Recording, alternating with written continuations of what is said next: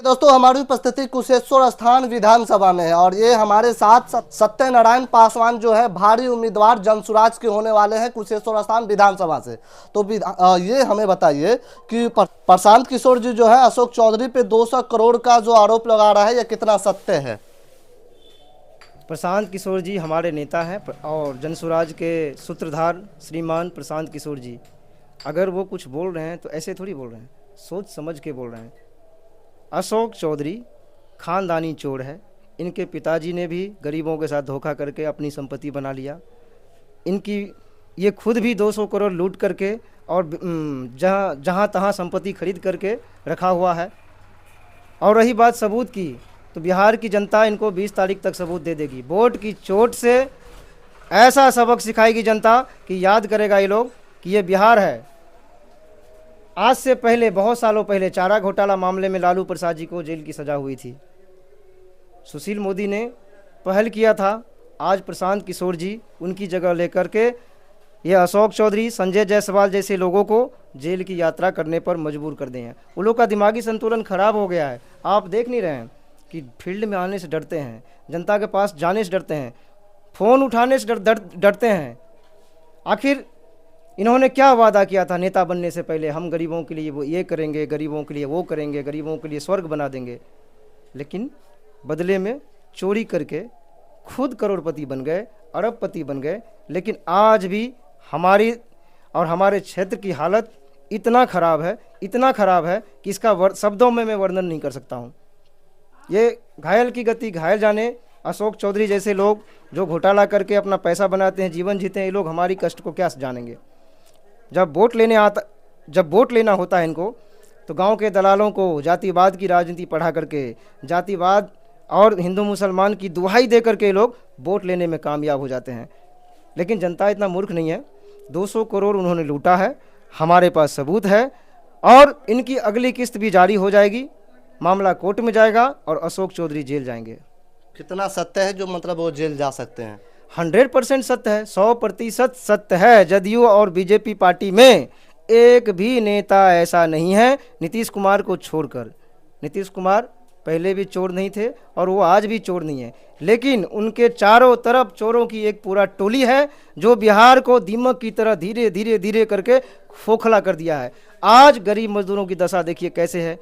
उनके बच्चों के लिए पहनने के लिए कपड़े नहीं है, खाने के लिए अच्छा खाना नहीं है, रहने के लिए जगह नहीं है, ज़मीन नहीं है।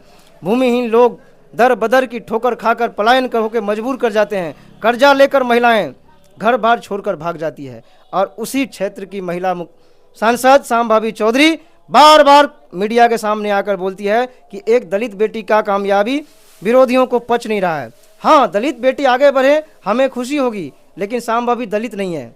दलितों के साथ गद्दारी करके, एक सवर्ण के साथ विवाह करके अपने आप को दलित बताने वाले, अब इससे बड़ा घोटाला और क्या होगा बॉस? बाप बेटी दोनों एक जैसे हैं। शांभावी चौधरी जब कुशेश्वर स्थान में जब उनका सभा हो रहा था तो उनके पिताजी खुलेआम बोले कि हमको वोट की कोई ज़रूरत नहीं। उनको चुनाव लड़ने का मौका ही नहीं मिलेगा, वो जेल जाने वाले हैं।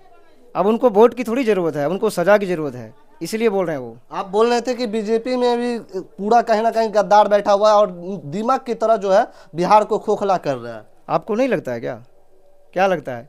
जो आज 12 साल से जो बीजेपी क्या बोल रहा था मोदी सरकार कि अच्छे दिन आने वाले हैं, किसके अच्छे? तो गए अच्छे दिन, अब क्या चाहिए? ट्रेन यहाँ मतलब उपलब्ध करवा दे रहे हैं। मेट्रो बना दिया मेरे लिए।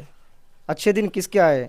टाटा, बिरला, अंबानी, अदानी, इन लोगों के अच्छे दिन आए हैं, हमारे अच्छे दिन नहीं है। आज भी 8 करोड़ बिहारी मजदूर दूसरे प्रदेशों में जाकर खून पसीना बहाकर अपनी जान की बाजी लगाकर केवल अपने बाल बच्चों का पेट पालने के लिए 10 बार से 12 हज़ार की नौकरी करने को मजबूर है।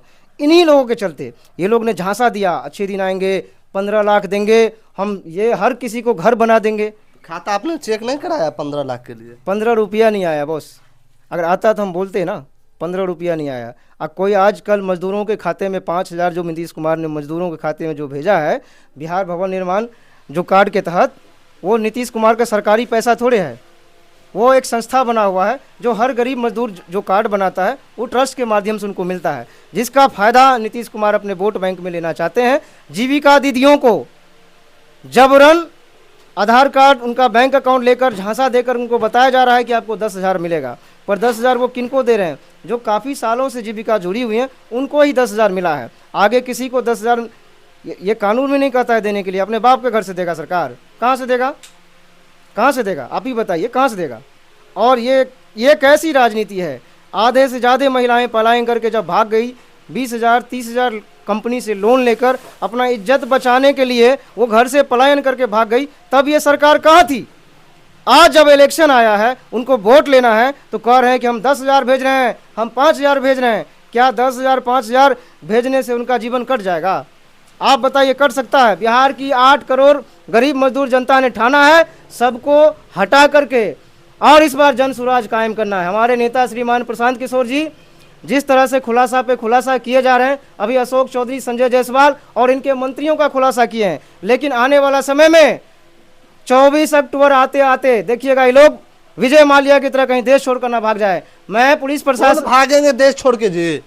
अशोक चौधरी जैसे लोग, संजय जायसवाल जैसे लोग, जनता तो दौड़ा दौड़ा कर मारेगी, जनता थोड़ी माफ कर देगा। आप पैसे से कानून के लोगों से बच सकते हो, पैसे खर्चा करके आप पुलिस प्रशासन से बच सकते हो, जनता से आपको कौन बचाएगा?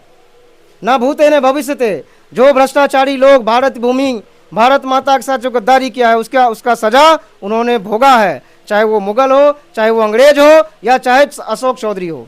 इन काले अंग्रेजों ने देश में तांडव मचाया हुआ है हिंदू मुसलमान के नाम पर के, और विकास की राजनीति करने, बोलो विकास की बात हम लोग करते हैं तो हम पे आरोप लगाता है। हम लोग जो हमारा परिवार लाभ का, जन स्वराज का जो हम लोग परिवार लाभ कार्ड बनाने का जनता को वादा कर रहे हैं कि हम आपको कार्ड बना कर देंगे, कि हमारी सरकार आएगी तो हम आपको 20,000 देंगे। आज भी 20,000 सरकार देता है, एक आम आदमी को आज भी 20,000 मिलता है, डीलर के माध्यम से, सरकारी स्कूल के माध्यम से, आंगनबाड़ी के माध्यम से, लेकिन जनता को डायरेक्ट नहीं मिलता है। वो ऐसे लोगों के पास जाता है जो सरकार और सत्ता में बैठे लोगों की गुलामी करता हो। और ये कार्ड बन जाने से डायरेक्ट सरकार और जनता का कनेक्शन हो जाएगा, बीच में कोई बिचौलिया और किसी की राजनीति नहीं चलेगी। चलिए, हमारे साथ सत्यनारायण पासवान जुड़े हुए थे, क्या कुछ सोच रहे हैं इनके बारे में? कमेंट बॉक्स में जरूर बताइए।